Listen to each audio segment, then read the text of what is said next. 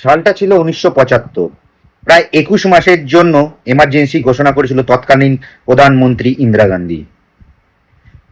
June মাসের 25 তারিখ থেকে শুরু করে 1977 সালের 21 মার্চ পর্যন্ত এই এমার্জেন্সি চলেছিল।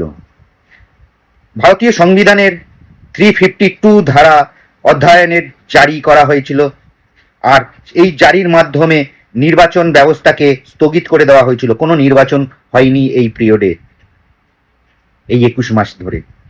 রাষ্ট্রের ওপর ইন্টারনাল আর এক্সটার্নাল বিপদের কথা মাথায় রেখে এই এমার্জেন্সি ঢাকা হয়েছিল। আজকে আমাদের দেশ সত্যি একটা বিপদের মধ্যে দিয়ে যাচ্ছে।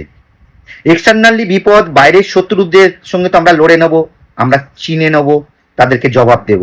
কিন্তু যারা দেশের মধ্যে থেকে দেশের ভিতরে উই পোকার মতো ক্ষতি করে যাচ্ছে, তাদের সঙ্গে কি করে লড়বো?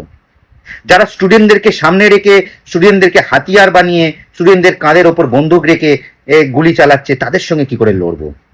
আর তাদেরকে মদত দিচ্ছে বেশ কিছু সংস্থা, যাদের কিছু নিজস্ব এনজিও আছে। আর এনজিও কেন?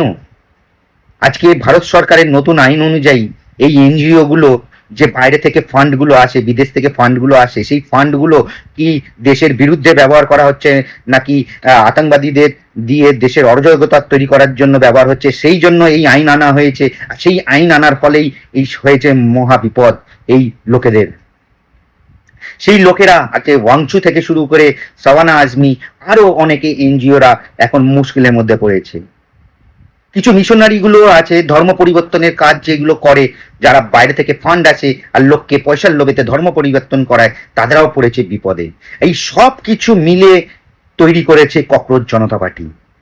আজকে ককরোচ জনতা পার্টি শুধু স্টুডেন্টদের আন্দোলনের কথা বলছে, কিন্তু আন্দোলনের কথা বলছে না স্টেজেতে।